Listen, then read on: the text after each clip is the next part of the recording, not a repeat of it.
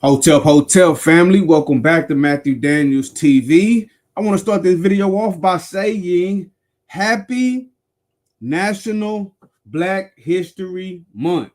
That's right, happy National Black History Month.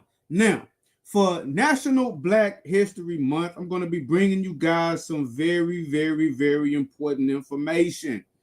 And we're going to start off with this. You guys see the title. Today, we're going to be talking about the declassified Dr. King assassination files. That's right. We're going to be talking about the declassified Dr. King assassination files, Part 1. Now, any and everybody knows the story of Dr. Martin Luther King Jr. Now, President Trump made headlines here recently when he said, hold on, give me just a second, I'm gonna go fix the thumbnail for this video. When he said that he was going to be releasing files that pertain to the Dr. King assassination and the JFK assassination. So what I'm going to do in this video, this is only going to be part 1. So we're going to be doing more videos on this. But what I want to do with this video, I'm going to actually show you guys the some of the declassified files. Okay, that's right. I'm going to be showing you guys some of the declassified files.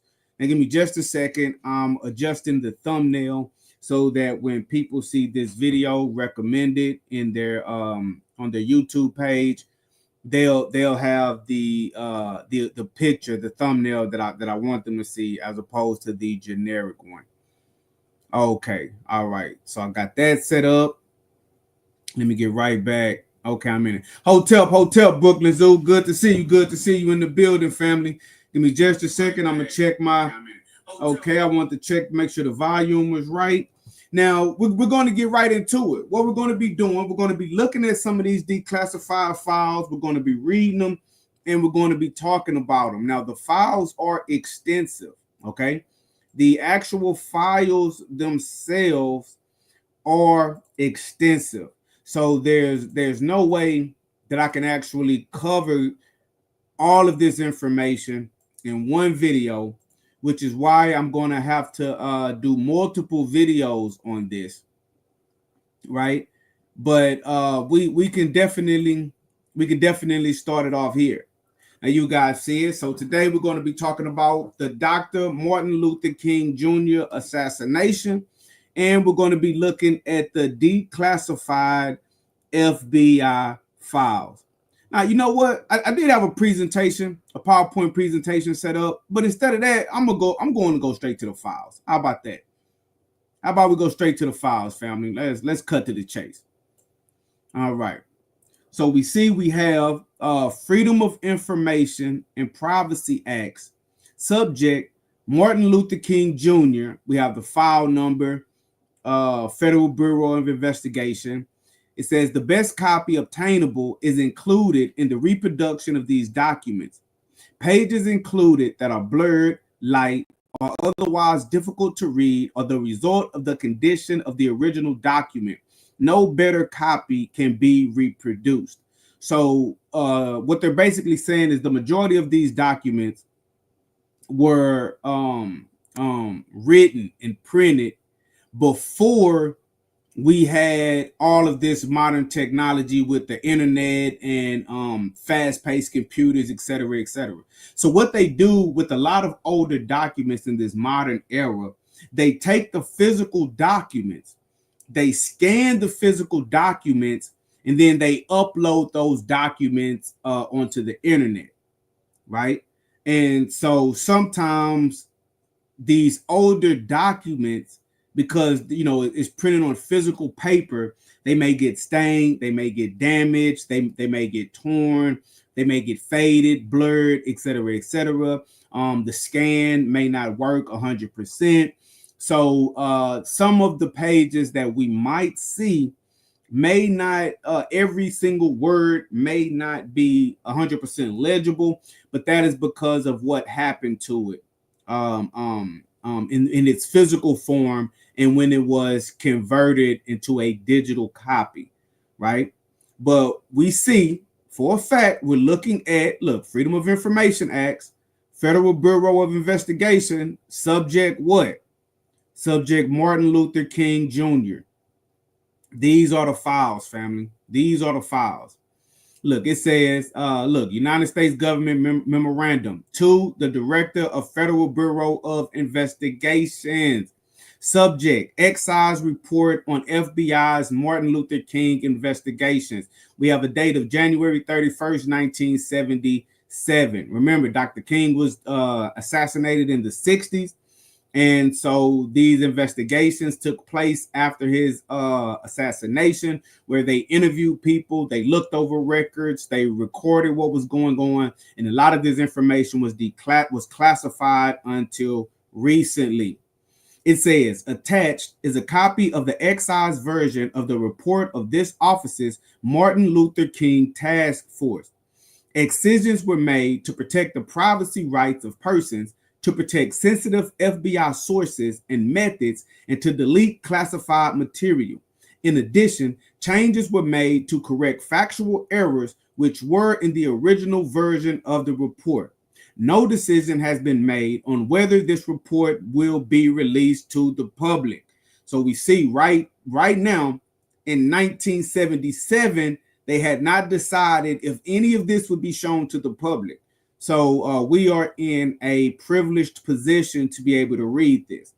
And if you look at this page, you see all of the writings, the notes, the file numbers, the stamps, et cetera, all over this paper. Because remember what I told you, these documents were in physical form. These physical documents were handled, rehandled, passed around, copies were made, stashed away, locked in a vault, and now they have been scanned and uploaded to the internet. Okay, and so let's get down to it. Look, report of the Department of Justice Task Force to review the FBI Martin Luther King Jr. security and assassination investigations. These documents are very, very interesting. We have a table of contents to see what the documents are actually going to be talking about. Look, the mission, we have the mission of the task force, the problem, the Attorney General's directive, review up to April 26, 1976, and the task force and its method of review. And we're going to be talking about the assassination investigation and the FBI investigation of the assassination. Okay. And I'm just going through all of this so you know exactly what we're talking about. Look, events surrounding April 4th, 1968. That's the date when King was assassinated. They're going to be talking about the Poor People's Campaign, which was a civil rights campaign that Dr. King was working on when he was assassinated.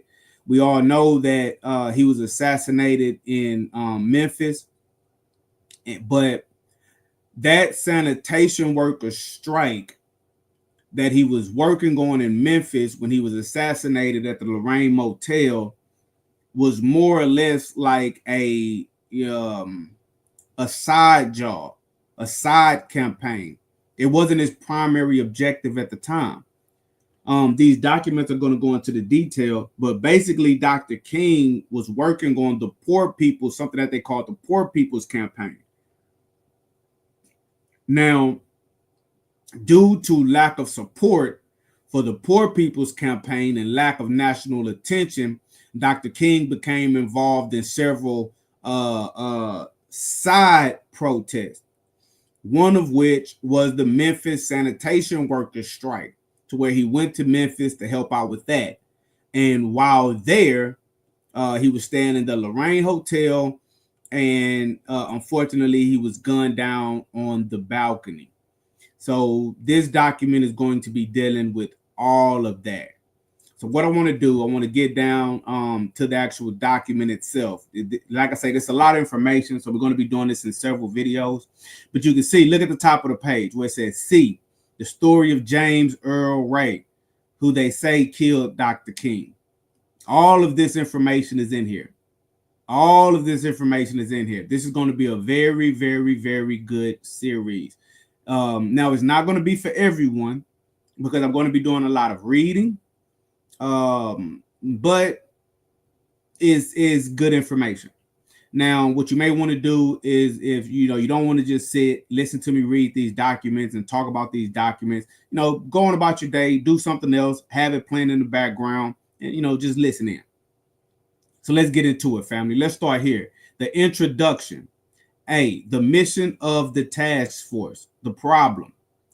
On November 1st, 1975, William C. Sullivan, former Assistant Director, Domestic Intelligence Division, Federal Bureau of Investigation, testified before the Senate Select Committee to study governmental operations with respect to intelligence activities.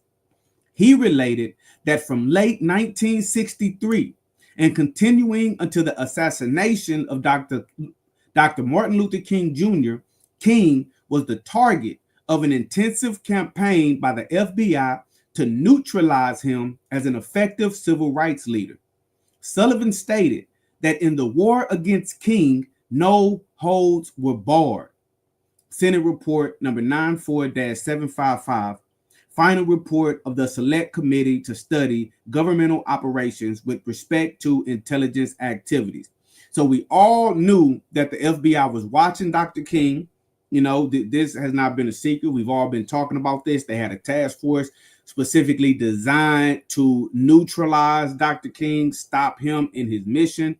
And we're actually looking at the files of the FBI confessing. Look, it goes on to say, this and other testimony describing this FBI counterintelligence campaign against King reached the public through the news media.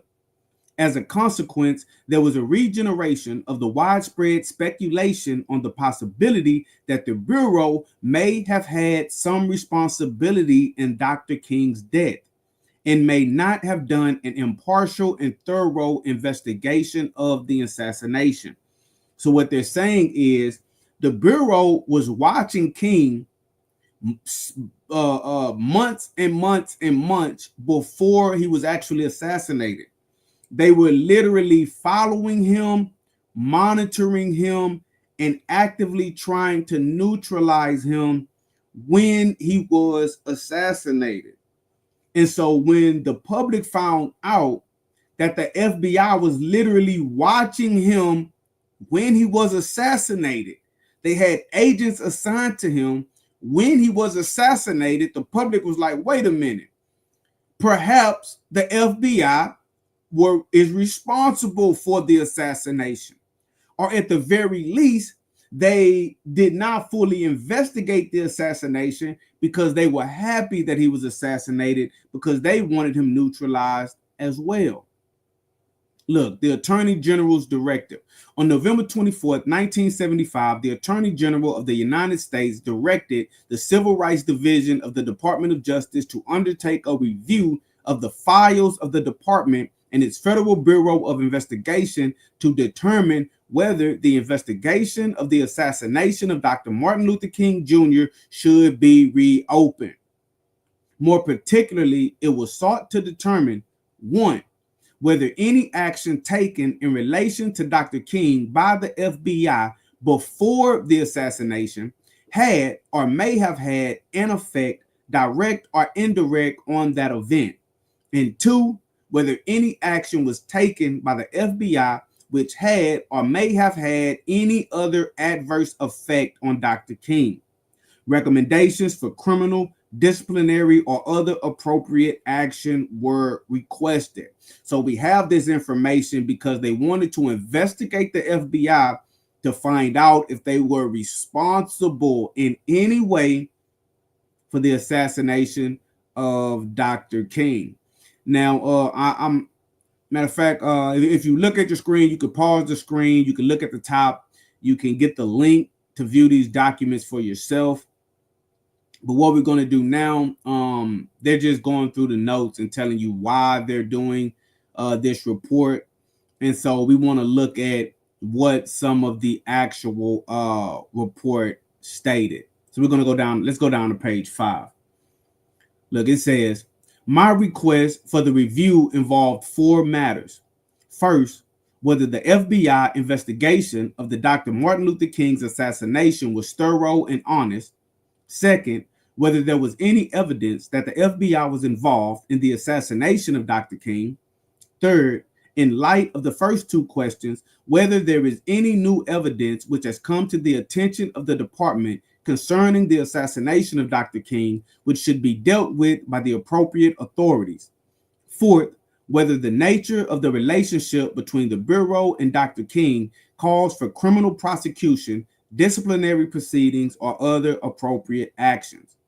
As the 4th part, I again note that for the partial review which has been made, Mr. Pottinger concludes we have found that the FBI undertook a systematic program of harassment of Martin Luther King by means both legal and illegal in order to discredit him and harm both him and the movement he led. This is basically like a confession on their part. I'm going to read that again. We have found in their investigation that the FBI undertook a systematic program of harassment of Martin Luther King by means both legal and illegal in order to discredit him and harm both him and the movement he led. That's important. That's important because we all should already know that the government and government agencies do not mind breaking the law. For them, it's about completing the objective. Okay, it's about the end game. They will do whatever they have to do to see their goals accomplished. That's a fact. That's a fact. And they wanted Martin Luther King Jr. out the way. And so they admittedly did legal and illegal things to this end. Assuming that the major statutory violations relevant to this conduct would be 18 U.S.C. Section 241 and Section 242, Mr. Pottinger's memorandum concludes that any prosecution contemplated under those acts would now be barred by the 5-year statute of limitations, with the possible exception which would exist if there were proof of a continuing conspiracy. What are they saying there? They're saying that they don't mind admitting that what they did to Dr. King was illegal and that they broke the law because there's a little thing called statute of limitations. That even works with regular individuals and regular crimes. I can rob someone, and in a certain amount of years, if a certain amount of years pass, I can't be prosecuted for that crime because the statute of limitations has run out. So it's no coincidence why the government decided to do this investigation when they did, because they knew even if it was exposed that they did some illegal and illicit things, the things that they would be confessing to, no government official could be criminally prosecuted because the statute of limitations on those crimes had expired. And the only thing that would be an exception to that is if there was proof of a continuing conspiracy. But if Dr. King is dead, of course, there's no longer a conspiracy against him. Look, as to the matter of new evidence with respect to the assassination, my understanding is that the department has never closed the Martin Luther King file, and that numerous allegations of the possible involvement of co-conspirators are promptly investigated. The thrust of this review, which I requested, however, was to determine whether a new look at what was done by the Bureau in investigating the assassination or in the relationship between the Bureau and Dr. King might give a different emphasis or new clues in any way to the question of involvement in that crime. At this point in the review, as I read the memorandum, nothing has turned up relevant on this latter point. Let's go down to this conclusion. My conclusion as to the review conducted by the Civil Rights Division is that it has now shown that this complete review is necessary, particularly in view of the conclusion as to the systematic program of harassment. If your review turns up matters for specific action, we should discuss the best way to proceed on each such case. Now, this is important to any activist, any leader of any group, anyone who is trying to make their situation better by challenging the powers that be. They will target you. They are going to target you, and you may not find out that you're a target until it's too late. Okay. This section that goes into the task force and the method of review. We're gonna skip some of that. They're basically just telling you about how the inquiry, the investigation was conducted. We want to get down to the information. We want to get down to what the investigation found. Okay, look, let's get right here. The assassination investigation. Let's start here. Events surrounding April 4th, 1968, the date that Dr. King was assassinated. The Poor People's Campaign. To understand the movements of Dr. King during this critical period, it is necessary to briefly discuss the Poor People's Campaign, originally called the Washington Spring Project, in which he and the SCLC were involved. The Poor People's Campaign was scheduled to begin the first week of April 1968 and involved recruiting some 3,000 poor unemployed blacks from 16 localities in the United States for the purpose of going to Washington, D.C. and petitioning the government to improve their economic status. The plan was to camp on the Washington Monument or Lincoln Memorial Grounds. During the first and second weeks, demands would be made of congressmen and heads of departments such as the Secretary of Labor.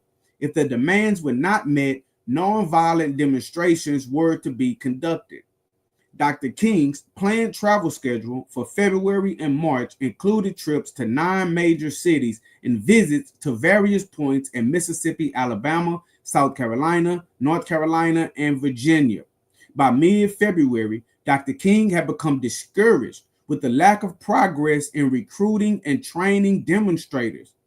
During this low point in the Poor People's Campaign, Dr. King was persuaded to alter his plans and to go to Memphis, Tennessee in support of a strike involving the city's sanitation workers. So, Dr. King was when he was assassinated, he ultimately was working on something called the Poor People's Campaign, where they were trying to mobilize the poor members of the community, the unemployed blacks, and they wanted to get them to march on Washington, D.C., camp out at the Washington Monument or at the Lincoln Memorial Grounds and demand that the government improve their economic status, i.e., they wanted jobs, they wanted things that could be equivalent to health care, government assistance, government benefits. They wanted the government to do something to help these unemployed individuals. So Dr. King was not trying to overthrow the government. He was not trying to burn America to the ground. He wasn't a terrorist that wanted to see the wicked white man's establishment crash and burn. This was about getting jobs for the unemployed poor blacks, African Americans in 16 different localities. And he was using his influence and the influence of other Baptist ministers to galvanize the people to move as one unit and demand that the government do something to improve their status. Now, this idea, the core of it, is what a democracy is built on. Now, people may say our government is a democracy. Our government is a democratic republic. Our government is a republic form of government. All of that basically means the same thing. Okay. Basically, our form of government is the people elect representatives. Those representatives represent the needs and desires and will of the people and vote on things that makes the people's lives better. That's how government works.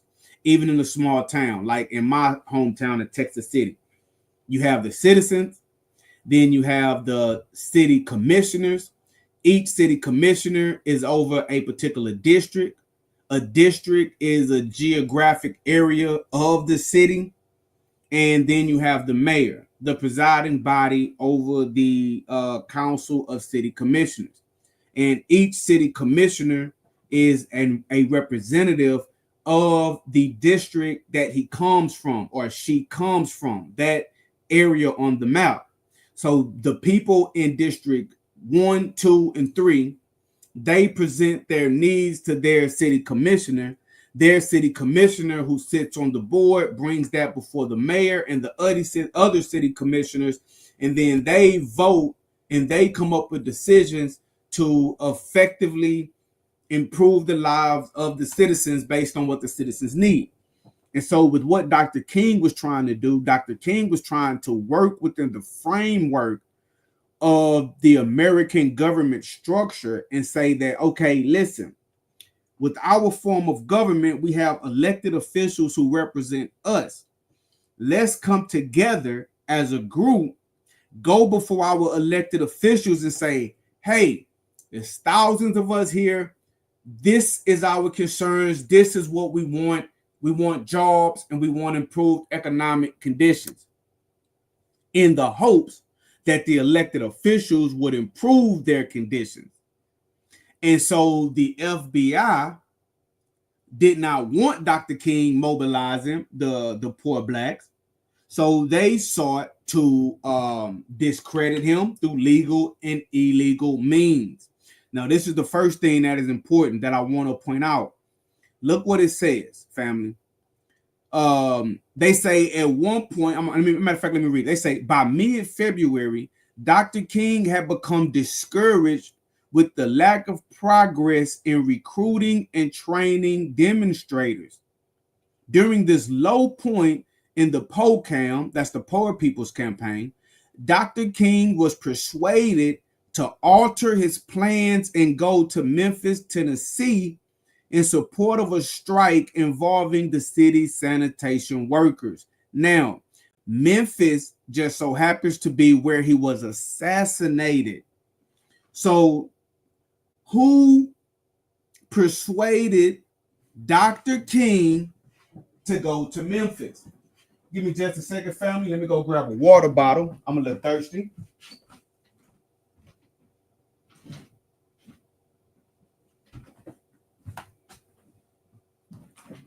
Okay, that's one thing that we have to think about, because if we know the FBI is on him, if we know the FBI is trying to neutralize him, their words, not mine, and we see that Dr. King was actually working on the Poor People's Campaign, he was about to go to Washington, D.C., and he was on the Lincoln Memorial, and he was going to take 3,000 unemployed blacks. Now, mind you, a person with nothing to lose is a person with nothing to lose.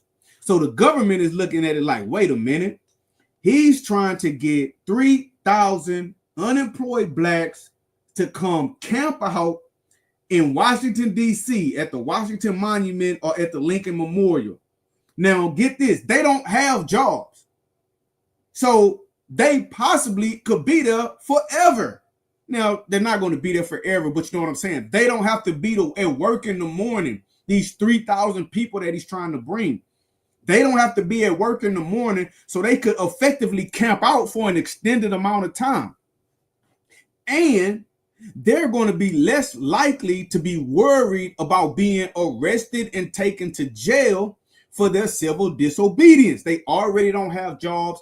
They already are in a poor economic status. They have nothing to lose. Remember, someone with nothing to lose is someone with nothing to lose. They're a little more dangerous. It's a tactic that a person, if they're fighting against a force of people that have nothing to lose, they want to give you small consolation prizes. They want to give you something to lose so they can threaten to take that away from you to make you get in line. It's like with our children. You know what I mean? It's like with our children. Children acting up. If you don't whoop your children, one of the first things that you might do is you may take away some of their privileges. Oh, I'm going to take away your tablet. I'm going to take away your phone. Instead of me letting you stay out till 10 o'clock, you're going to have to come in at 8 o'clock. You're not going to be able to get on the computer. They have small luxuries that you can threaten to take away at any time to get them in line. But if they have nothing to lose, what if they don't have a tablet, you can't threaten to take the tablet away to make them get in line.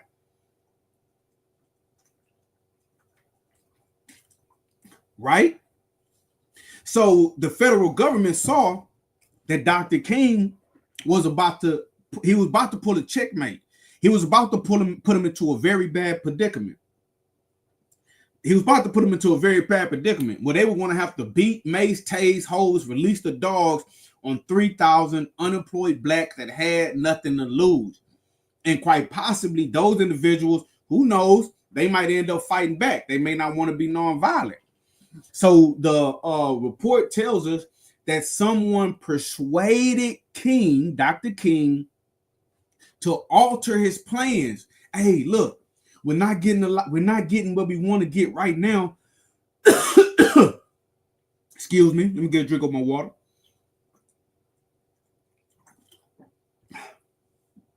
We're not getting the results that we want with the Poor People's Campaign right now. We can keep working on it.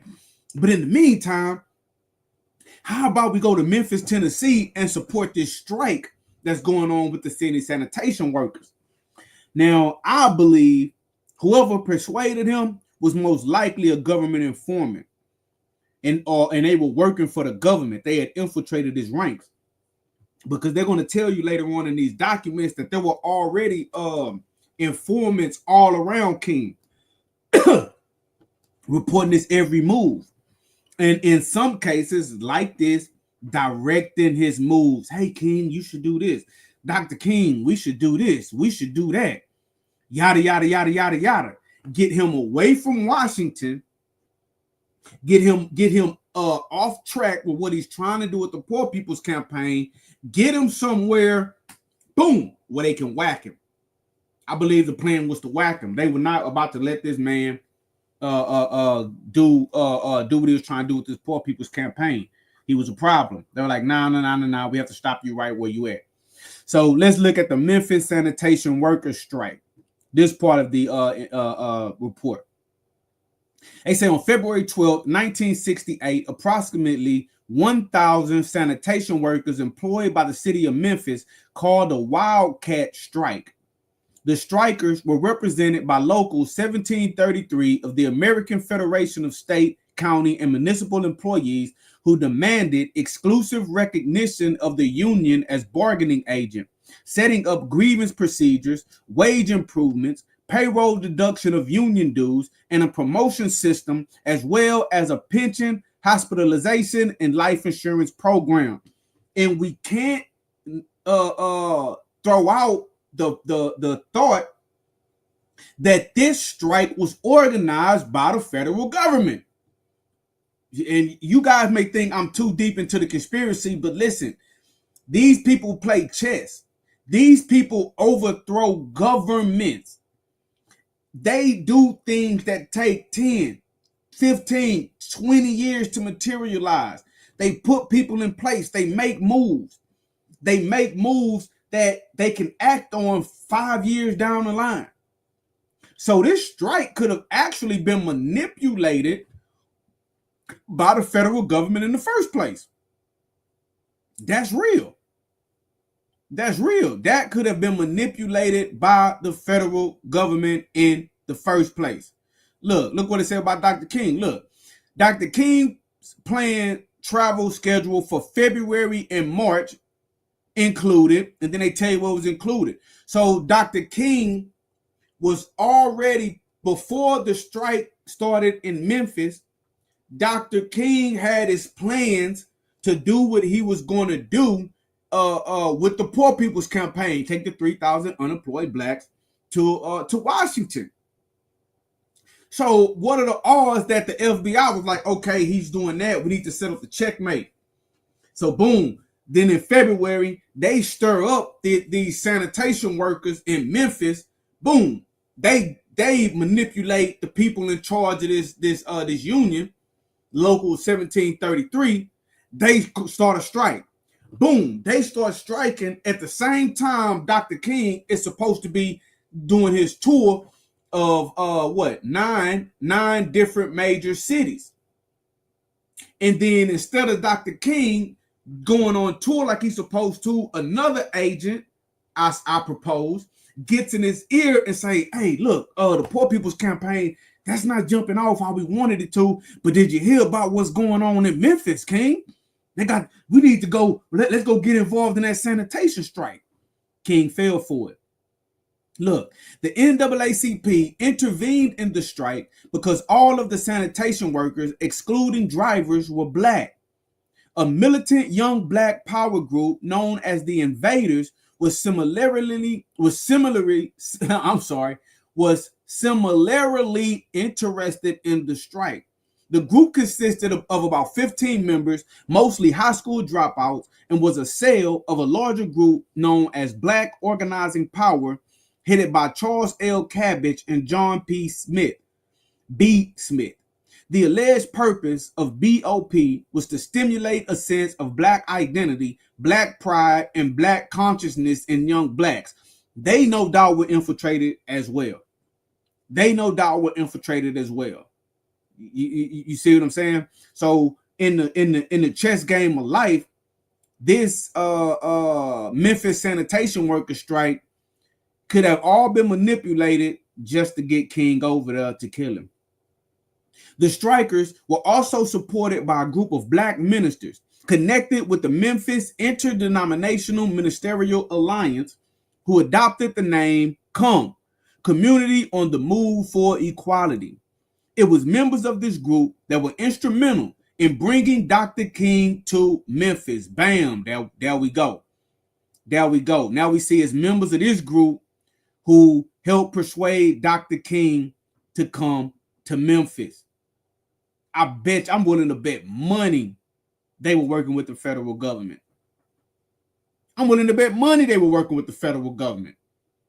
Because, see, everybody wondered, like, damn, Dr. King wasn't even supposed to be in Memphis. And damn, he got whacked in Memphis. How do you whack a man that's not even where he's supposed to be?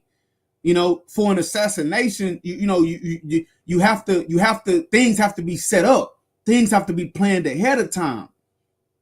Things, you have to map out the area. Who's going to be where? How many cops are in the area? When do the cops come around? Who lives who? Who lives where? Who's watching what?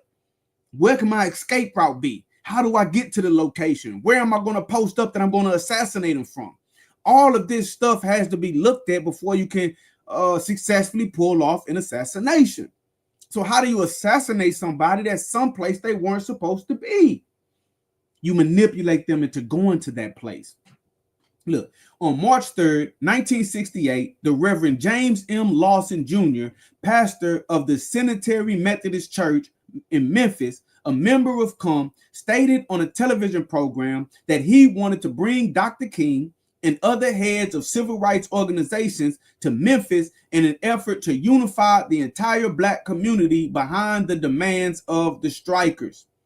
The intervention of these various black community organizations caused the city of Memphis to be concerned about the racial overtones of the strike and the possibility of violence. Dr. King made his first visit to Memphis in support of the strike on the night of March 18, 1968. On that occasion, in addressing an estimated crowd of 9,000 to 12,000 people at a rally sponsored by COME at the Mason Temple, he called for a general protest day on March 22nd, 1968. All blacks were asked not to go to work or school on that day and were urged to participate in a massive downtown March. Dr. King and his party stayed at the Lorraine Motel, 406 Mulberry Street, on the night of March 18, 1968. That's where he eventually was assassinated in April. But look, a rally sponsored by Cum at the Mason Temple. Matter of fact, let's see what this Mason Temple is all about. Let's do that. You know, we just doing some research, right, family? We doing some research. We looking at this. We doing some research. We are celebrating National Black History Month by looking at the declassified Martin Luther King Jr. files. Now we see that they had Dr. King do a hold a rally with 9,000 to 12,000 people at the Mason Temple. That alone, just Mason Temple already sounds suspect. I ain't even gonna lie. Again, sounds like a setup. The FBI watching them going to a Mason Temple. Let's look at this Mason Temple. Come on, go ahead and pull up. My internet, you know, it's raining outside, so my internet running a little slow. And we want to see what the Mason. Let's see what the Mason Temple look like. We'll just go to Wiki. Wiki do us right. Wiki do us right. Let me see if I can blow that up.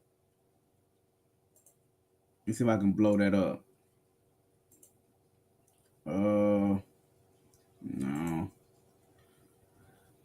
I want to blow it up so y'all can see it better. I can see it good because it's on my screen. I'm gonna get a better picture for y'all. Mason Temple. Because why is he going to a Mason Temple? Let's look at this. It say Church of God in Christ. Bingo. Church of God in Christ, World Headquarters, Mason Temple. Why would a church be called a Mason Temple? Now, if you're a Mason, yes, you have to, in order to be a Mason, you have to believe in some type of higher power, but it does not have to be the God of the Bible. You don't have to be, you can believe in Allah. You can believe in Buddha. You could believe in Amun Ra. Right? But let's take a look at the wiki. Let's see wiki. Mason Temple, located in Memphis, Tennessee, is a Christian international sanctuary and central headquarters of the Church of God in Christ, the largest African American Pentecostal group in the world. The building was named for Bishop Charles Harrison Mason, founder of the Church of God in Christ, who is entombed in a marble crypt inside the temple. Mason Temple was the site of Martin Luther King Jr.'s 1968 "I've Been to the Mountaintop" speech the night before his assassination. So this is where he was at the night before his assassination. And so it looked like they say, they say it was named the Mason Temple after the last name of the guy that founded it, not necessarily for masonry. Let's look at him, Charles Harrison Mason. Childhood, early man. He was a Pentecostal. A lot of these pastors are Masons anyway, though. They're Masons. Okay, we're gonna give Kojic. All right, we're gonna get back to it. We just want to look at it. So this is where Dr. King was at before he died. Perfect, beautiful. Let me see. Where were we at? Right here. The city of Memphis was virtually paralyzed by a 16-inch snowfall on March 22nd, 1968, resulting in the postponement of the planned mass march to March 28, 1968. So they were going to march on the 22nd. They decided to march on the 28th. Dr. King returned to Memphis on the 28th, arriving at the airport at approximately 10:22 a.m. By that time, approximately 5,000 to 6,000 people, about half of whom were of school age, had congregated at the Claiborne Temple. We have another temple. We have one church called the Mason Temple, and we have another, looks like probably a church that they call it the Claiborne Temple. All of that has Masonic overtones.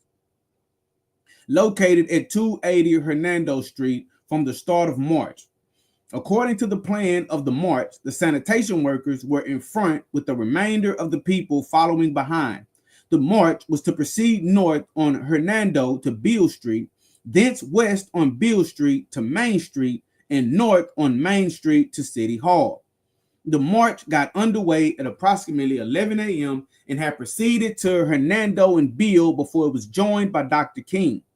When the front of the march, led by Dr. King, reached Main Street, teenagers and young adults at the rear of the march near 3rd and Beagle, 2 blocks from the front of the march, ripped the signs off their poles and began breaking store windows and looting. Mass confusion developed and the police moved in to quell the disturbance. Now, what do we call that, people? We know Dr. King led peaceful protests. What do we call it when they're having a peaceful protest?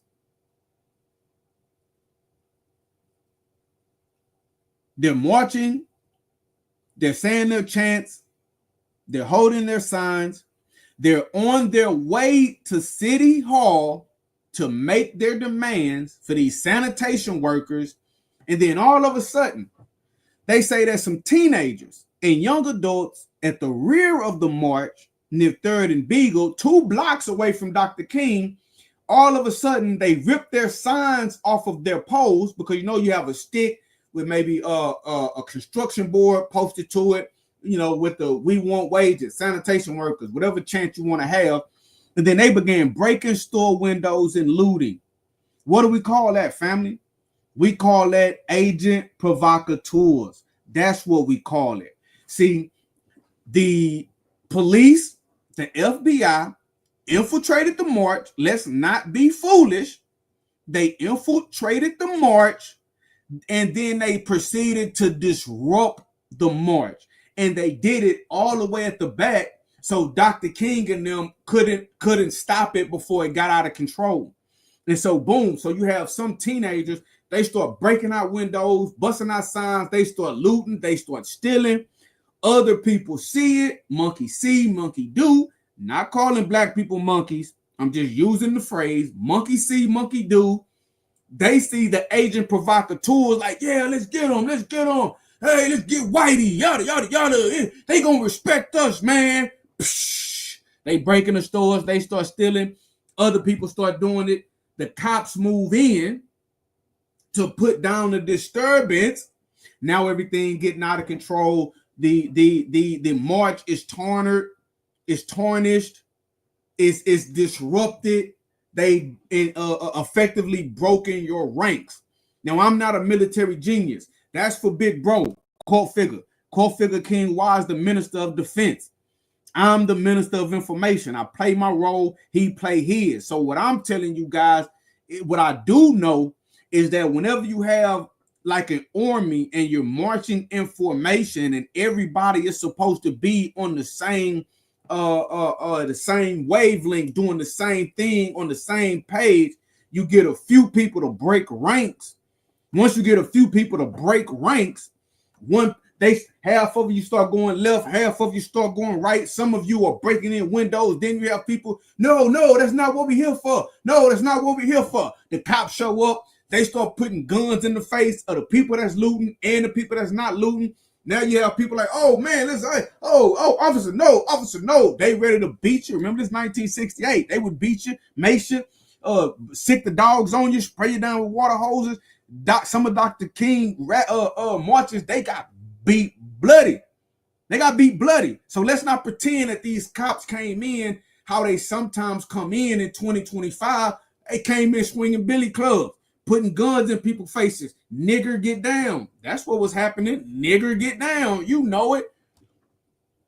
Disrupted the whole thing. And what's interesting about that, see, we have to be thinkers. Let's be thinkers while we're looking at these classified files. They say that it was teenagers and young adults at the rear who caused this mass confusion. Remember what they said earlier about some of the people who were involved in this march? I was looking at these people sideways ever since I read this. Look, let me find it. Okay, bam.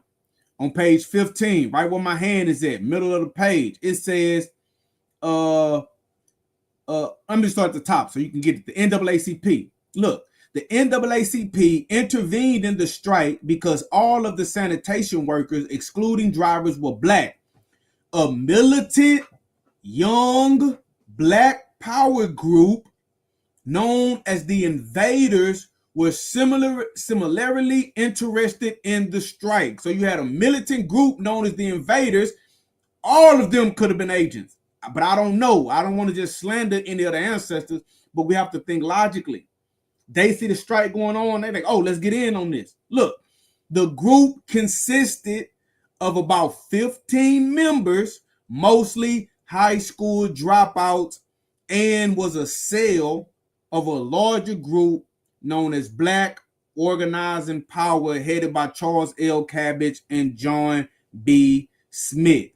The alleged purpose of BOP was to stimulate a sense of black identity, black pride, and black consciousness in young blacks. So we have this side group of about 15 people made up of young kids, young adults, because they high school dropouts. So we talking about 16, 17, 18, probably, maybe 17 to 25. Then when we look at when the march actually take place, look, while the front of the march led by Dr. King reached Main Street, teenagers and young adults at the rear of the march near 3rd and Beale, 2 blocks from the front of the march, ripped the signs off their poles and began breaking store windows and looting. Now they already see they're gonna tell on themselves in the documents. You already said they militant. That means that they ready to get busy. They want to get busy. Then you have this happen. That's what you call agent provocateurs, family. I've been in many protests, many rallies, many marches. I've seen agent provocateurs up close.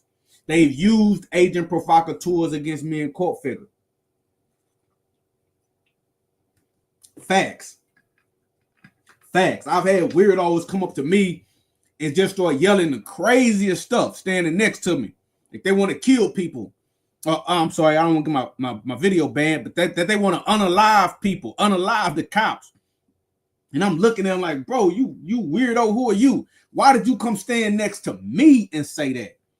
Because you want to give the impression like, oh, this is how me and you feel. So when you yelling out this foolishness, the cops come to deal with you agent provocateur. They're going to deal with me and you because I'm right here, and now I just have to defend myself. Mass confusion. You see how they setting King up?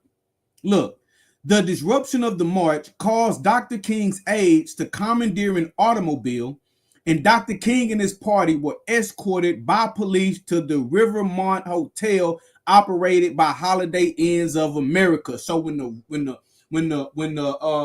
event gets out of control, when the march gets out of control, they go to King. Oh, you leading this. Oh, we need to talk to you. You need to come into the police department. We need to talk to you. Effectively, look like they're effectively putting the march down. Hey, it worked. So I gotta say it was smart on their behalf. They were disrupting everything. Dr. King left the march at 11:15 a.m. and checked into the Rivermont Hotel at 11:24 a.m. When I tell you they was watching Dr. King the entire time, they know, man, they can tell you how many times he passed gas. They could tell you how many times King passed gas, where he stayed until March 29, 1968. Dr. King and his party were scheduled to return to Atlanta on March 28, 1968 at 9:05 p.m. via Eastern Airlines and was scheduled to leave Atlanta the morning of March 29, 1968 for Baltimore. Thus, remaining in Memphis on the night of the 28th was a change of plans. If the FBI watching you, they know what time you leave your house, what time you get to work. They know if you got in traffic, if you got stuck in traffic, what was the cause of the traffic, what street you were on. They know everything about what Dr. King was doing. Now, as we go further in this series, I want y'all to think about this. I really want y'all to, they know where this man is at every minute of every day. And they even know what his plans are. See, all of this didn't just come from the investigation.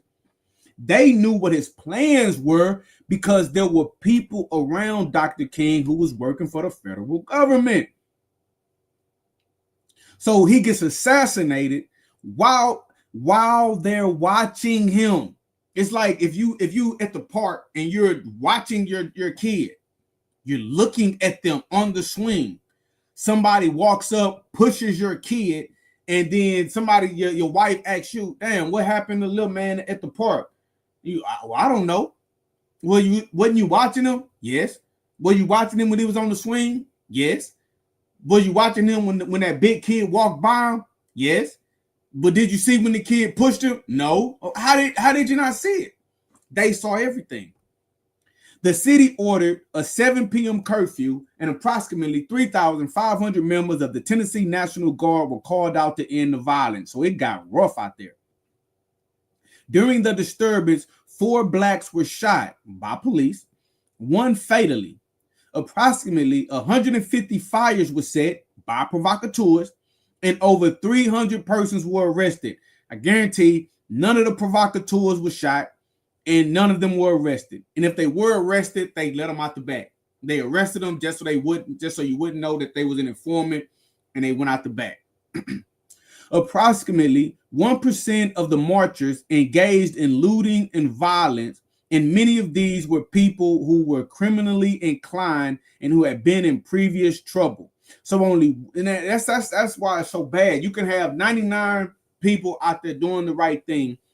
1% of those people do something wrong, and it throws everything off. Everything's look bad now. But that 1% was sparked by the informants. Don't be foolish. The March 29th, 1968 issue of the Memphis Commercial Appeal reported that many of the looters and window breakers were Black Power advocates, and that several wore jackets of the invaders. What did I tell you? The provocateurs. The people that were looting and breaking windows had the jacket on that said the invaders. Remember, the invaders were the group of dropouts who were a militant Black group in Memphis, no doubt infected and ran by the FBI. And they got involved in the strike, and they are the ones who started the looting to disrupt the march. All of this is orchestrated by the FBI. Everything. Even the fact that Martin Luther King Jr. is there. He didn't plan on going there. The people in Memphis convinced him to come. And the people in Memphis, they were already compromised. So they convince him to come. They set up a march. They disrupt the march. King gets hauled off to the police station. All of this is going on in the place where King gets assassinated. And it's a place he ain't even supposed to be in. It was all a setup.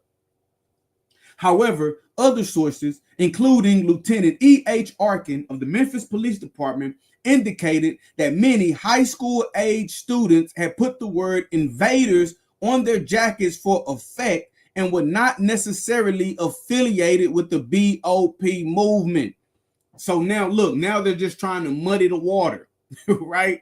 Think about it, trying to muddy the water. Oh, everybody that had a shirt on that had a jacket that said invaders, they weren't real members of invaders. So now you just told me it was 15 of them. Now you don't know who was an invader, who was not an invader. Provocateur. They're muddy in the waters. We don't know who these people are. Random people showed up with jackets that said invaders and just started looting and rioting. Cops. And if they were black cops, Black FBI agents working to take King down. See, they think we fools. We ain't fools. Y'all aren't fools. Are y'all seeing this? Do y'all understand what they're saying to us? This is how they operate. Now, see, they didn't want to release this because they didn't want you to realize their operating standards. That's why they said, hey, people might go to jail if we tell everything that happened. They can't confess that who the provocateurs were, but they were agents. The violence and disruption of the march was of great concern to Dr. King because of the possible effect it might have on the planned POCAM, the Poor People's Campaign, his real movement to take 3,000 unemployed blacks to Washington. The Memphis trip is a side quest. Therefore, he vowed to return to Memphis and demonstrate that he had not lost his effectiveness in leading non-violent marches. Who told him he had to go back to Memphis and demonstrate that? Somebody who wanted to get him killed in Memphis. Dr. King, together with his SCLC staff, and SCLC, that's Southern Christian Leadership Conference, something like that. It's basically Southern Christians and pastors. That's a group that he was a part of. Dr. King wasn't the only pastor that was involved in the civil rights movement. I know when we talk about civil rights, Dr. King is the main name, but there were a lot of other boots on the ground, lesser known. But look, Dr. King, together with his SCLC staff, returned to Memphis on April 3rd, 1968 at 10:33 a.m., the day before he was murdered. After a press conference at the airport, the group proceeded to the Lorraine Motel where he was killed, arriving there at approximately 11:20 a.m. At about 12:05 p.m., Dr. King left the Lorraine Motel for a meeting at the Centurion Methodist Church. Security and surveillance report of G.P. Tynes, Inspector, Memphis Police Department, dated July 17, 1968. So they had security and surveillance of him going back to this one of the same churches he was at earlier. When he landed, he would go to these specific churches. But he was staying at the Lorraine Motel. That's where he was murdered.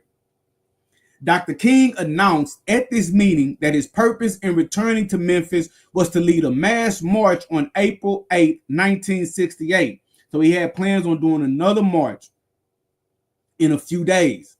He pulled up on the 3rd. He said 5 days later, we're going to lead another mass march. This march is going to be peaceful. We're not going to have the foolishness.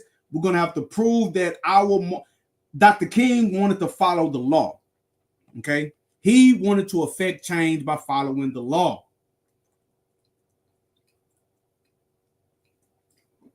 Right? So, unfortunately, he didn't make it to the 8th. Look what the files say. However, on April 3rd, 1968, United States District Court Judge Bailey Brown issued a temporary restraining order against further marches in Memphis. Dr. King returned to the Lorraine Motel at 2:25 p.m. and sometime that afternoon, federal marshals served him and his aides with the restraining order. So again, every minute of his life at that time, they knew where he was at. They knew where he was staying. They knew where he planned to be. They knew what kind of car he was driving. And so they used the violence at the first march that was caused by FBI agent provocateurs. They used that to issue a restraining order and say, well, no, you can't do any more marches because of what happened at your last march. And the federal marshals went directly to his hotel room to give him the restraining order. So again, they're just further proving they knew exactly where he was at any given time. Y'all see that? They're watching him the whole time. The Memphis Police Department, the federal marshals, district court judges, the FBI, possibly the CIA too, but they're not mentioned in this portion of maybe they're mentioned later. I'm not 100% sure. It may blip up in the documents, but we're talking about the FBI and we're talking about these police officers. Look, at approximately 4 p.m., Dr. King and the SCLC staff met with the BOP group, at which time Charles Cabbage requested money to institute BOP plans to start a liberation school and a black co-op.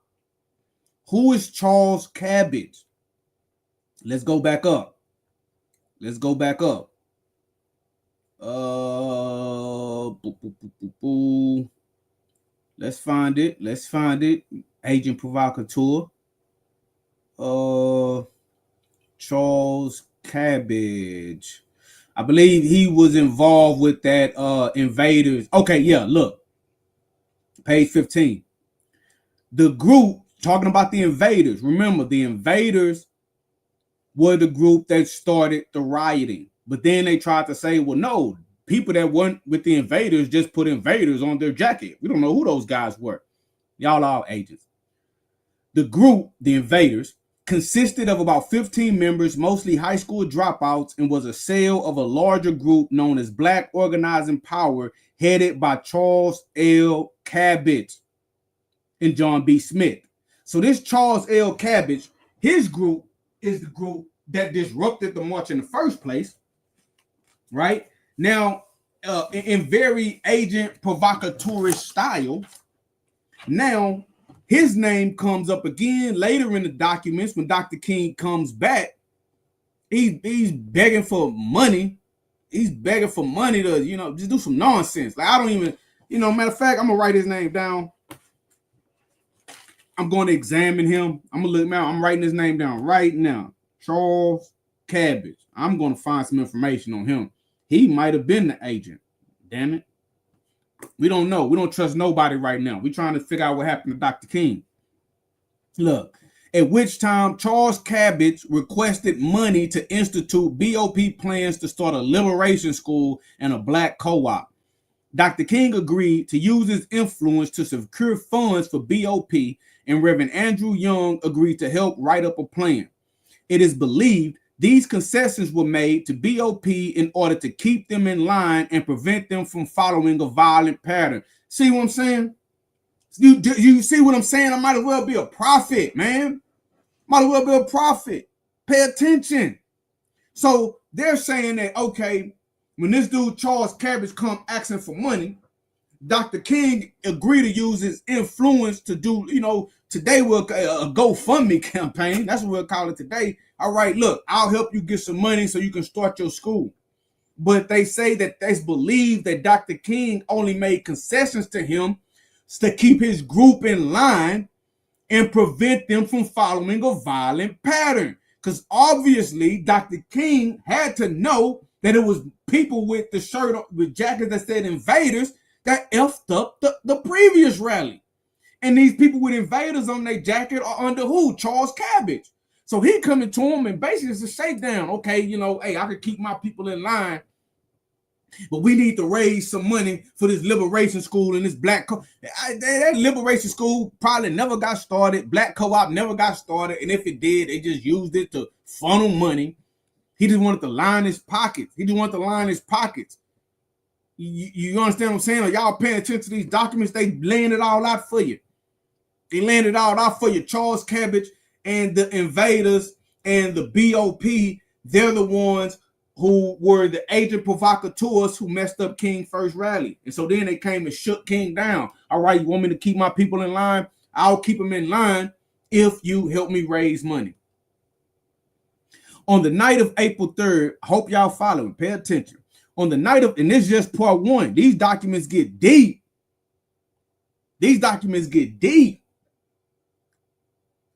On the night of April 3rd, 1968, Dr. King spoke to approximately 2,000 persons at the Mason Temple. So again, he went to the same two places he went to last time, not understanding that when he went to those same two places last time, he got set up at the march. So he went to these same two places again in Memphis. He should have just got the hell out of Memphis. But he didn't smell the setup. He was too trusting. So he spoke to 2,000 people at the Mason Temple. Remember, it was at the Mason Temple the night before he got killed that he gave his speech. I have been to the mountaintop.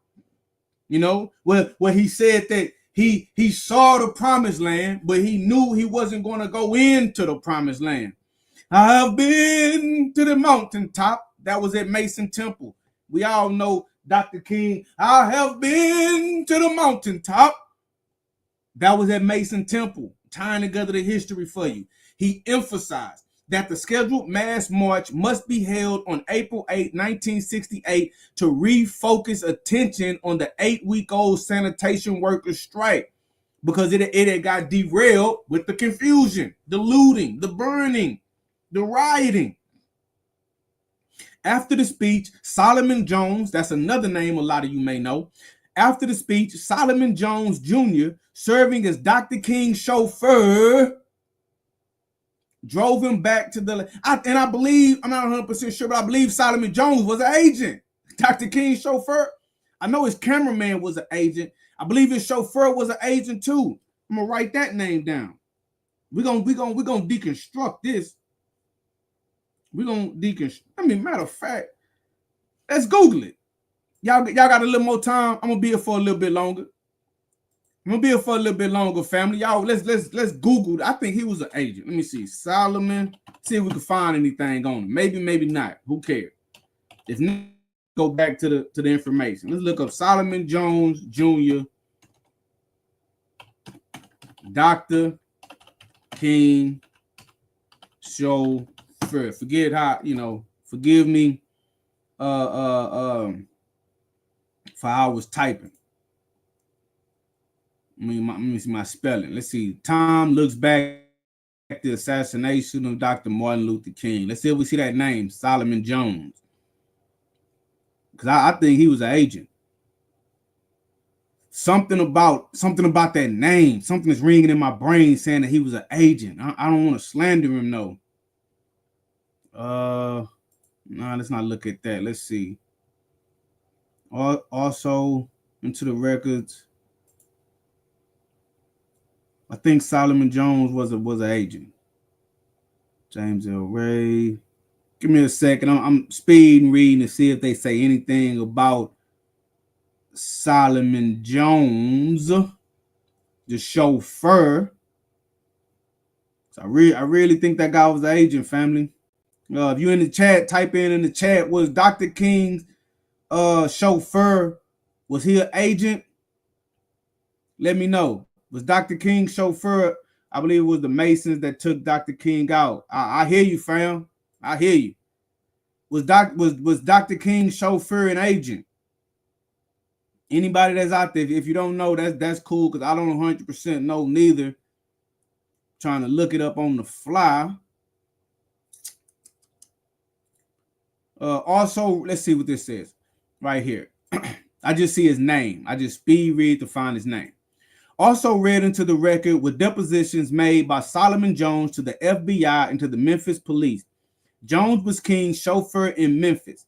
The FBI document dated April 13, 1968 says that after King was shot, when Jones looked across Mulberry Street into the brushy area, he got a quick glimpse of a person with his back toward Mulberry Street.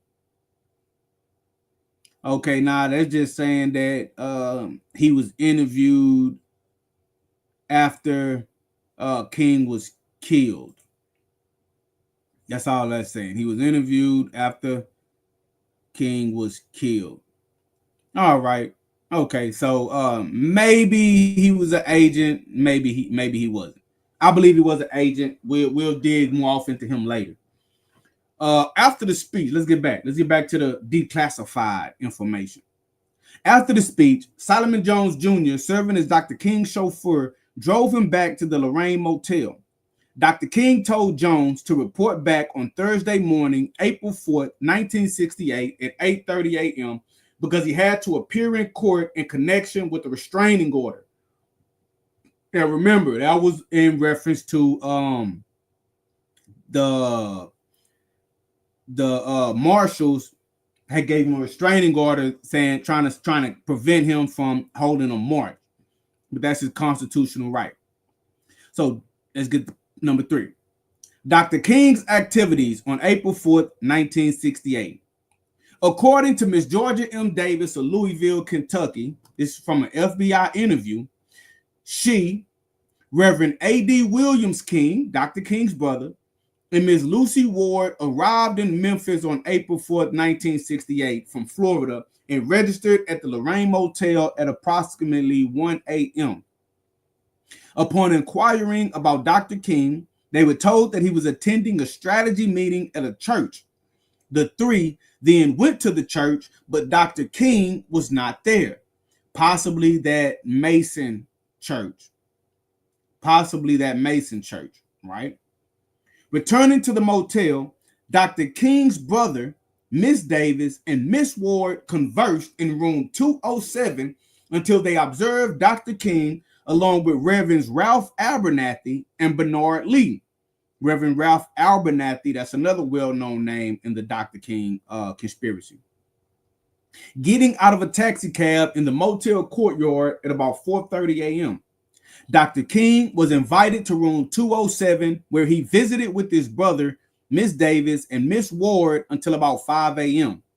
He then went to room 306, where he and Reverend Abernathy were registered. Pay attention. Every minute of the day, they know where he was at, who he was with, what room he was in, and what he was doing. They were watching him when he got killed. Like literally watching him. Not they just had a file on him, literally eyes on target type watching him. About a half hour later, Dr. King went to room 201, where he visited with Miss Davis for approximately 1 hour.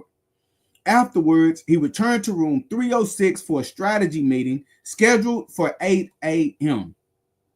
Solomon Jones Jr., Dr. King's chauffeur, returned to the Lorraine Motel at about 8:30 a.m. to take him to court. However, Reverend Andrew Young advised Jones that he was going to court instead of Dr. King. Therefore, Jones was requested to remain at the motel. So here we see another change in plans. Anytime you see a change in plans, be suspicious. Now, it doesn't mean anything because it was a change in plans, but it's something that we want to take a look at. Remember, Dr. King was served papers, a restraining order, because of the violent march. Dr. King his plan was to go to court. So he told his driver, Solomon Jones, hey, be back at the Lorraine Motel. It's April 4th. He told me to be back at 8:30 a.m. to take me to court. Somewhere between when Dr. King told Solomon Jones that and when Solomon Jones pulled up at 8:13, the plans changed. And it was decided that Reverend Andrew Young was going to go to court about the restraining order and not Dr. King. That's real important. Dr. King remained at the motel the entire day, returning to room 201 at about 1:30 p.m. to visit Miss Davis. He was later joined in room 201 by his brother, Miss Ward, Abernathy, Lee, Young, and attorney Chauncey Eskeridge. The group conversed until about 5:45 p.m. when Dr. King announced they were going to dinner at the home of Reverend Billy Kyles.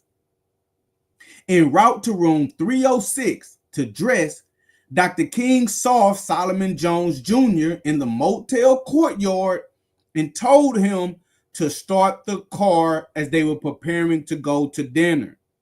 So now Dr. King spends all day at the Lorraine Motel. He's talking to people, his brother, other reverends, people that's involved in the movement. He's talking to attorney Eskeridge, and then he's like, all right, look, tonight we're all going to go to dinner at Reverend Billy Kyle's house. He's handling big business. They're coordinating. You understand me? And so he's like, okay, I'm finna go to this room 306. I'm going to get dressed so we can go to dinner at Reverend Billy Kyle's house. So when he's going, he looks out into the courtyard. He sees his driver, his chauffeur, Solomon Jones. He's like, hey, Solomon Jones, this is Dr. King. Dr. King says, hey, Solomon Jones, start the car. Get the car going. We're about to go to dinner. I'm going to go up here, get dressed. We're going to head out. All right, Dr. King. Solomon Jones goes to get the car ready, prepare it, pull it around, crank it up, wait for Dr. King to come out. So Dr. King goes to get dressed. Follow the narrative. At approximately 6 p.m., Dr. King and Reverend Abernathy started to leave room 306. Reverend Abernathy stopped for a moment, and Dr. King walked out onto the balcony just outside the door to the room. He saw Jones, Solomon Jones, standing beside the car on the ground level and began a conversation about the weather. Jones advised Dr. King that he should put on a top coat as it was cold outside. During this conversation, Dr. King was facing west and Jones was facing east and looking up at Dr. King from the ground level. As Dr. King acknowledged Jones' concern about getting his top coat, Jones heard a sound, which he thought was a firecracker, and Dr. King fell to the floor of the balcony in front of room 306. So what do we have leading up to this point? It was orchestrated for Dr. King to be there all day. Now, I guarantee you, somebody named in these documents is working with the FBI. They're working with the FBI. Okay? There's no way around it. They changed plans to get Dr. King to stay there all day. And most likely all day, his assassin was perched on a building, wherever he was perched or wherever he was perched at. And he had that gun pointed at that balcony of room 306.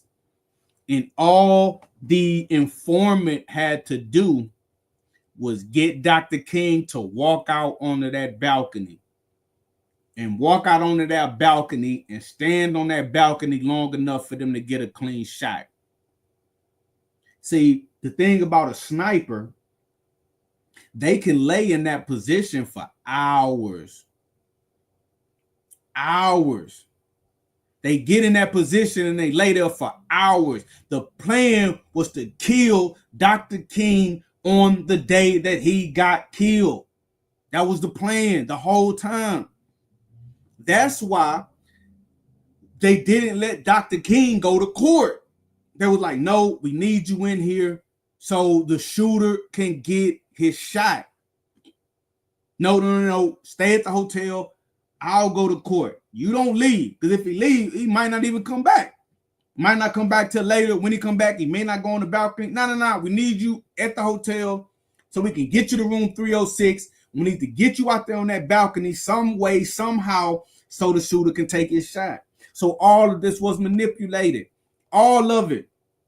And even when I bet Dr. King step out there on the balcony, he sees Solomon, right? Solomon Jones say Dr. King start a conversation with him about the weather. But why would Dr. King start a conversation about the weather with Solomon Jones if he's been inside all day? Logically, think about it. Dr. King been inside all day. Solomon Jones, he's outside. He been outside. He's out there with the car. He's the one that's feeling the weather. So when Dr. King come out, it's more likely that he was like, oh, Dr. King, hey, it's kind of cold out here. I know you're getting dressed. You know what I mean? You may want to pull out the top coat, start talking to Dr. King. So Dr. King on the balcony, he going to start talking back. Well, you know what it is? You know, it is feeling a little nippy out here, Solomon. I think I am going to go ahead and get my top coat. He's talking, he's stalling. Reverend Abernathy, we got to look at you sideways too, right? We got to look at you sideways too, because look, at approximately 6 p.m., Dr. King and Reverend Abernathy started to leave room 306. So Reverend Abernathy, he's with Dr. King.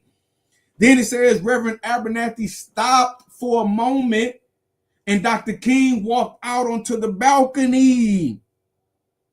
Reverend Abernathy, were you trying to maneuver Dr. King out onto that balcony? And you, Solomon Jones, were you trying to keep Natty, y'all got him on the balcony? Were you trying to make small talk to keep him standing in that position long enough for the sniper to take his shot? Look, Dr. King, saw Jones standing beside the car on the ground level and began a conversation about the weather. Jones advised Dr. King that he should put on a top coat as it was cool outside. during this conversation. So he's having a conversation with Solomon Jones after he's done been manipulated, most likely, allegedly, onto the balcony by Reverend Abernathy and others. During this conversation, Dr. King was facing west, Jones was facing east, looking up. They're talking to each other. Solomon Jones is on ground level. Dr. King is looking down. As Dr. King acknowledged Jones' concern, as Dr. King replied to Solomon Jones, pay attention, as Dr. King acknowledged Jones' concern about getting his top coat, Jones heard a sound which he thought was a firecracker, and Dr. King fell to the floor of the balcony in front of room 306. The shot rang out. The shot rang out.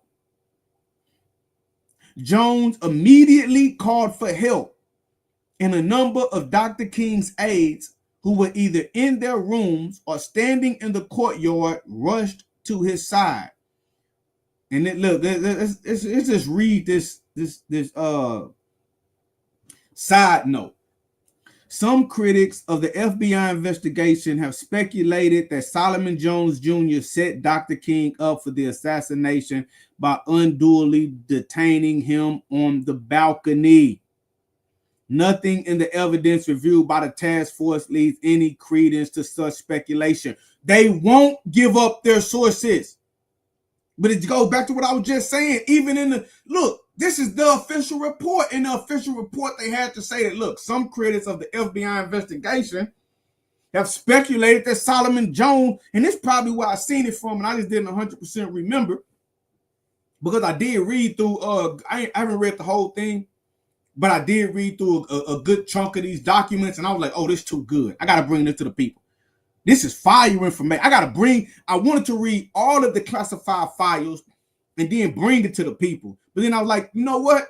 I'm just going to bring this to the people, and we're going to figure this thing out together. So we're figuring this out together, me and you, listening audience. We're figuring this out together. So look, some critics of the FBI investigation have speculated that Solomon Jones Jr. set Dr. King up for the assassination by unduly detaining him on the balcony. Come on, fam.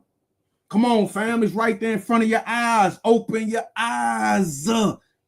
His own chauffeur working with the government. His own chauffeur working with the government. And again, Reverend Abernathy, we got our eyes on you too. Happy National Black History Month, everybody. Happy National Black History Month. In honor of National Black History Month, we're taking a deep dive into these declassified Martin Luther King Jr. assassination files. I'm glad Trump declassified it. I'm glad he declassified it. Look, FBI intelligence and local police activity. I got about 20 minutes, and my children going to start getting out of school, and I got to sign off. FBI intelligence and local police activity. FBI informants. Uh-oh, SpaghettiOs. Uh-oh. Uh-oh, I reloaded. Uh-oh, I reloaded. Let's get into the talk about the informants. Who out there in YouTube land don't think that the FBI had informants all around Dr. King? Let's not be foolish. Let's not be foolish. Let me see. Okay, cool. You want to make sure I ain't missing no comments. Let's not be foolish, family. FBI intelligence and local police activity. Let's talk about informants. Robert G. Jensen, the special agent in charge of the Memphis field office, it's an FBI agent, and Joseph Hester, case agent for Merkin, have unequivocally assured the task force that there was no electronic surveillance of Dr. King in Memphis, meaning they didn't have his room bugged, right? Nobody was wearing a wire. But there were informants. There were people who were like what they heard, they told the FBI, basically. They just didn't have the room bugged. That's what they're saying. Nobody was wearing a wire. It was explained that Memphis was not in the mainstream of Dr. King's SCL activities. Remember, I told you where he got assassinated in Memphis, doing work with that sanitation worker strike. That was a side quest. He was working on the Poor People's Campaign. Shout out to Otto. Shout out to Otto, man. Hey, happy National Black History Month. We looking into these declassified files, family. We looking into these declassified files and we seeing what happened to one of our greats. However, FBI agents did observe the sanitation workers' strike activities for intelligence purposes, and the Memphis Police Department and here it go, bing, bing, bing, bing, bing, bing, bing, bing, bing, and confidential paid informants did supply information to the field office. There it go. From the very jump, the sanitation strike was infiltrated by the FBI and the Memphis Police Department. Don't be fooled, family. Now, this is what you understand with confidential paid informants. Listen. I wasn't always a civil rights activist. I wasn't always a revolutionary. I wasn't always an upstanding member of society. That's why nobody can shame me with my past, because I'm open about it. You will never hear somebody say, oh, Matt pretend like, oh, he was always this great guy, but look, he been to jail 2 times. I've already told you I've been to jail 2 times. And I've been to jail in juvenile. I went to juvenile for burglary. Let's put it all on the table. I've been to jail for burglary as a juvenile. 15, 16 years old, got on probation, did some time in juvie, all of that. I went to the penitentiary. I got a 5-year sentence for robbery, all of that. I got a 2-year sentence that I served 3 years on for having a gun while I was out on parole. They just put it all on the table. I got a weed case before. Let's put it all on the table. So I got no skeletons in my closet. I was a damn fool at a certain point in my life. But now I'm a reformed individual. So let me tell you guys how a confidential paid informant go. This how they get these guys. They catch an individual doing something they ain't supposed to do. They pull them over.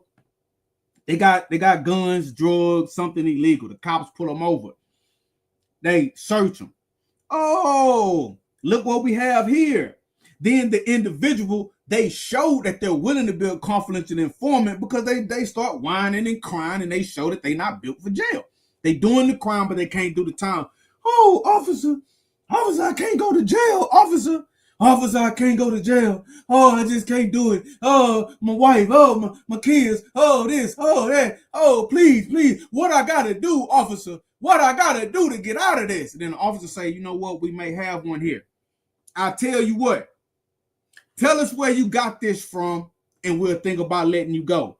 And they, oh, hey, I got that from such and such street, from such and such person. This what he looked like. He's 6'1", bald head, yada yada. And they give you the description of the house, all that good stuff. And then the cops tell him, all right, listen, I'm gonna let you go this time. We're gonna keep our hands on this.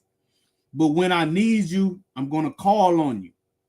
And then that person is, okay, officer. And then bam, the officer got him, because now they got him on the record, quote unquote, snitching. They got him on the record telling on somebody. So months can go by and that person is living their life. The police don't mess with them or nothing. Then one day the police pull them over and they're like, hey, give me something. And then that person, that's how they began to be an informant. And now you have individuals who could be confidential paid informants, where they're the type that they'll just call that tip line. They're like, hey, we'll pay, that we'll pay you for the information that, they're on the payroll. They're not FBI agents. They're not police officers. They're not detectives, but they're getting broke off to set people up. That's a real thing. And these people were around Dr. King. It's in the records. So we have confidential informants working for the FBI. They're all over that Memphis thing. That's why I told you Remember, somebody convinced Dr. King to come to Memphis in the first place. And why did they want him to come to Memphis? They wanted Dr. King to come to Memphis so they could assassinate him. Right? They did not want him working on the Poor People's Campaign because he was talking about bringing thousands and thousands and thousands of unemployed blacks to Washington, D.C. to quote unquote camp out at the Washington Monument or the Lincoln Memorial. Now, when you camp out, that's not we out here for 30 minutes and go home. No, we're out here until you meet our demands. I don't care if it take a day, 2 days, 3 days, 4 days, and the federal government was like, ain't no way in hell. Ain't no way in hell, King, we finna let you do this. No. We'll kill you before you do that. And so confidential informants in Memphis orchestrated a strike. When they orchestrated the strike, they already had their agents in place. Then they had their agents within the Christian community contact King and was like, hey, while you're working on that Poor People's Campaign, I know you're still trying to get some stuff lined up. How about you come over here and help us with this strike? We got thousands of people over here ready to put in work. They convinced Dr. King to come. When Dr. King come, he instantly get caught in the setup. We even see that from that first march. Let's continue. Our investigation disclosed that there were 5 paid confidential informants providing intelligence regarding the racial situation to the Memphis field office on a continuing basis. This means that they regularly checked in. At least 5 in Memphis. At least 5, fam. At least. Now we know it's probably more, but if they admitted that they have 5 confidential informants. Now this is just, they don't work for the FBI. They don't work for the police department. These are regular people who's selling Dr. King out. They're just regular black people who's selling them out. So this 5 paid confidential informants, you have to add that number to the FBI agents who are undercover. You see? To the police officers who are undercover. There's also undercover people. So everything is being manipulated by the government. The intelligence coverage provided by these individuals. Now, watch this, man. This is crazy. The intelligence coverage provided by these individuals related. Hold on. We got a comment. I like to read the comments. Another man it's from Brooklyn Zoo, the brother Brooklyn Zoo.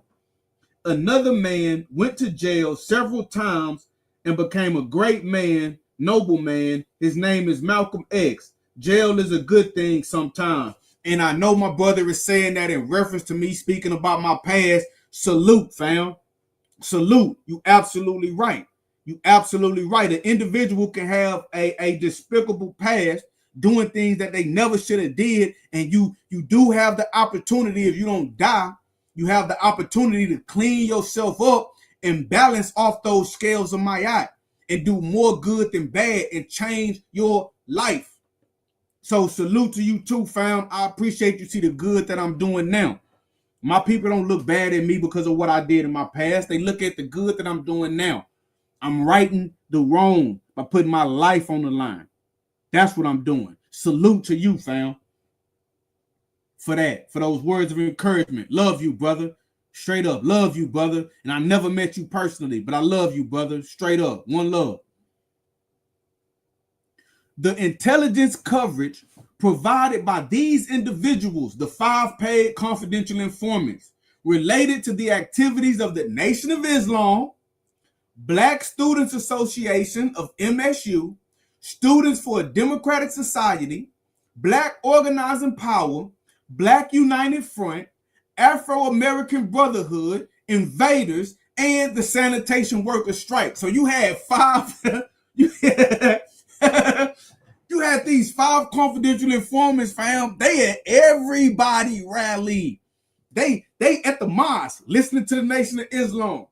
Whatever they hear, Farrakhan, or it probably wasn't Farrakhan at the time, because we talking about the 60s. And I'm not familiar with names of other than Malcolm X. Forgive me. I don't know the names of Nation of Islam members in the 60s, but you get what I'm saying. They in there listening to the ministers of the Nation of Islam on Monday. Boom, they leave from a Nation of Islam meeting. They go right to the FBI. Well, they said this and they said that, boss. Then on Tuesday, they go into the Black Students Association or MSU. They listening in. Then they go report to the FBI. On Wednesday, they go into a meeting for the students of a democratic society. Report what they hear to the FBI. On Thursday, the Black Organizing Power. On Friday, Black United Front. On Saturday, African American Brotherhood. On Sunday, invaders and the sanitation worker strike. So these people are going everywhere. They had everybody rally, everybody meeting, everybody protest, and all they're doing is listening in. That's it. And they're being paid to collect information. And they get debriefed. Well, this is what they said. This is what they're planning on. This is how they feel. These are the people that I saw. They're giving out names, etc., etc., etc. Now, these paid informants, confidential informant CIs, are in addition to the ones that work for the federal government. There is no evidence that the activities of these informants related directly to Dr. King. Moreover, there is no evidence that would suggest that these informants were connected in any way with the assassination of Dr. King. Why do they have to say that? They have to say that because Dr. King was killed. There's no statute of limitations on the murder. They have to say that, but they already confessed. We just have to be smart enough to see it. Look, they admitted that these 5 confidential informants are monitoring the sanitation workers' strike. At the very least, they admitted that. So you have the confidential informants providing information on the sanitation workers' strikes. Who was involved with the sanitation workers' strike? Dr. King. Dr. King came in, used his influence because he was the biggest name. Dr. King is the one that led the march that went crazy. So how can these informants be given information on the strike? And Dr. King, the biggest name in civil rights, shows up to help, and they don't go to their FBI handlers and say, oh, well, you know, Dr. King in town. Use your mind, family. Use your brain. Use your brain. So we do have evidence that the activities of these informants were related directly to Dr. King because Dr. King was directly involved with the sanitation workers' strike. And you confessed that they were directly involved with giving information about the sanitation workers' strike. That's the connection. We're not stupid. And the invaders and the BOP went to Dr. King. Remember, they admitted that they went to Dr. King, asking Dr. King to help them fundraise. So if I'm reporting on the BOP and the invaders, and then the BOP and the invaders go to the biggest name in the civil rights movement trying to get money for a fundraiser, and he helps them raise funds, the confidential informant is going to tell the FBI that. Do you get it? Now look, MPD infiltration of the invaders. God damn, I told y'all they was in. Man, bro, call me Isaiah, man. I'm a prophet. Call me Isaiah, man. Call me Ezekiel, man. The word of the Lord came to me in a vision, bro. Call me Obadiah, man. For real. Call me Nathan, the prophet of the great King Daniel. Talk to me. MPD is Memphis Police Department. Listen good. And I'm going to explain it to you. Y'all listening to the right one, break this down.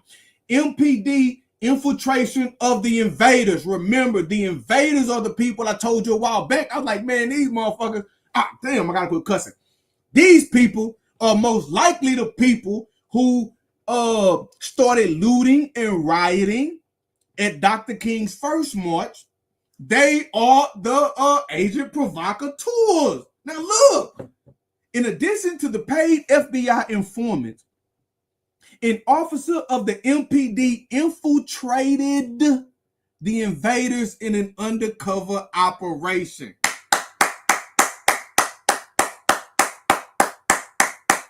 Thank you for the round of applause, ladies and gentlemen. Thank you for the round of applause. See, man, King Ampu, man, the Minister of Information. I break this stuff down to its lowest compound. You feel me? I told you, the invaders, they seemed suspicious from the jump. Now, I haven't even read through all of this. I'm telling you, I scanned it, I read certain pages, but I say, I want to read this with the people. We're going to uncover this together. I want y'all to get my real reaction to this, but I told y'all something was funny about the invaders. Now, look, they infiltrated. It was an undercover officer working for the invaders, the same invaders that was working for the BOP, the same BOP that shut down Dr. King. These are the same invaders who they said it was people that was wearing jackets that said invaders that started the rioting. The same rioting that had Dr. King charged with, not charged, but served with the restraining order. Come on, man. We connecting dots like Stokely Carmichael around here. Around this John, around this P. Get my Philly slang on. Around this John. I don't even know what John mean, but I be hearing them say it. Around this John. Around this piece, man. Look, so think about it. You got paid FBI informants. You got undercover FBI agents. You got informants for the Memphis Police Department. And you have Memphis Police Department officers pretending to be civil rights activists, and they infiltrating groups. The same groups that's dealing directly with Dr. King when Dr. King get whacked. Please, man. Please. The officer who was later exposed is no longer with the MPD. He was interviewed by the task force. So once he got exposed, like, oh, my cover is blown, they just moved him to another police department. They didn't let him go. They may have gave him a promotion. They may have gave him a job with the FBI. The undercover assignment began in February of 1968 for the specific purpose of infiltrating the invaders who became active about the same time of the sanitation workers' strike. I told you, didn't I tell you that the sanitation workers' strike was most likely organized by the government in the first place? And then when they organized the strike, they put their people in place, they infiltrated it to manipulate it, right? Then these same people who already compromised by law enforcement convinced Dr. King to come. These people play chess. Never think the conspiracy is too deep, man. Never think the conspiracy is too deep. I promise you, they'll do something in 2025 that won't materialize until 2030. And then in 2030, when it all falls down, you'll be like, oh, God damn. Now I see why they made the move they did in 2025. That's how you play chess. You get it. That's how you play. That's why people alluded to playing chess. You put your pieces on the board, right? And you do it in such a way that your opponent won't see what's coming. But what they did is they set up the board to assassinate Dr. King. Somebody sat down, several people sat down, and they thought about, we need to kill Dr. King. How do we do it? Where do we do it? How do we do it? They determined they wanted to do it in Memphis, get them away from Washington. Okay, how do we get them to Memphis? Somebody asked that question. Well, if there's like a protest or something going on, we can convince our people to convince him to come to get involved. He loved protests. He loved rallies. He loved marches. We can move in with that. Okay, but it has to be a significant march. Okay, what about these sanitation workers? There's thousands of them. They mainly black, pretty much all of them black. Let's put a Q&A back.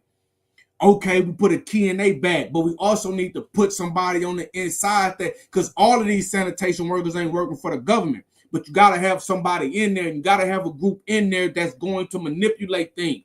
So what are the odds that this MPD officer who was working undercover, who had infiltrated the invaders, was at that march that Dr. King was at, and they the first one that said, took they sign and broke a window to start the looting. How much you want to bet that was an informant? How much you want to bet? Don't bet nothing because you're gonna lose your money.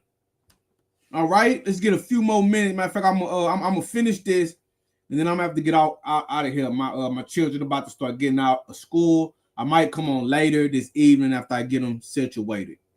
But let's see. According to the officer, the MPD was primarily interested in the invaders. I told you, the invaders, compromised, agent provocateurs, not Dr. King, because the MPD was concerned about what they might do. The police officer was, in fact, accepted as a member of the invaders and participated in their activities. On the evening of April 4th, when King was killed, on the evening of April 4th, 1968, when Dr. King was shot, the informant had been on a shopping trip with Reverend James Beeville and Reverend James Orange. So you got this informant cozying up with some of these other pastors, and the pastors is who Dr. King was dealing with. The informant said he returned to the Lorraine Motel at approximately 5 p.m. and was standing in the motel courtyard at the time Dr. King was shot. What the hell is he doing at the Lorraine Motel when Dr. King gets shot? And before that, he on a shopping trip with Reverend James Beeville and Reverend James Orange? What you on a shopping trip with them for, buddy? Huh? Is it like when the Sanhedrin gave Judas 30 pieces of silver, then he went and kissed Jesus on the cheek to set him up? Really think about it. If this informant is a member of the Memphis Police Department, he has to live in the area. What is he doing at the Lorraine Motel? He working. He is positive that the shot that killed Dr. King came from the rear of the buildings which front on South Main Street. We don't believe you, informant. We don't believe you.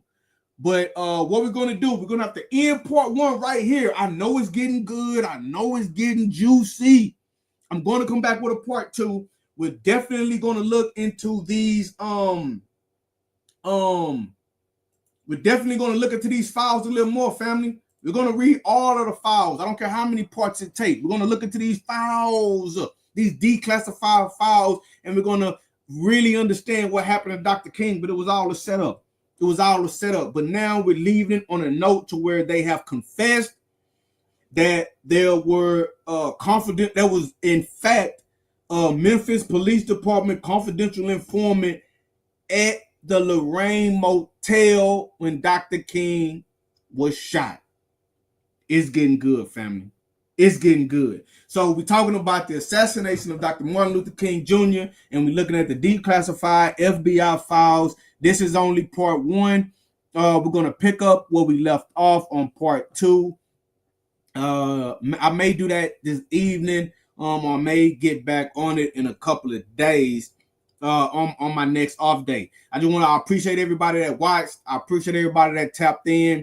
I hope you guys are loving the information. You know, we're doing this to celebrate National Black History Month. For National Black History Month, we want to look at what happened to one of our greats. You know, we would not just the conspiracy, not just what we think.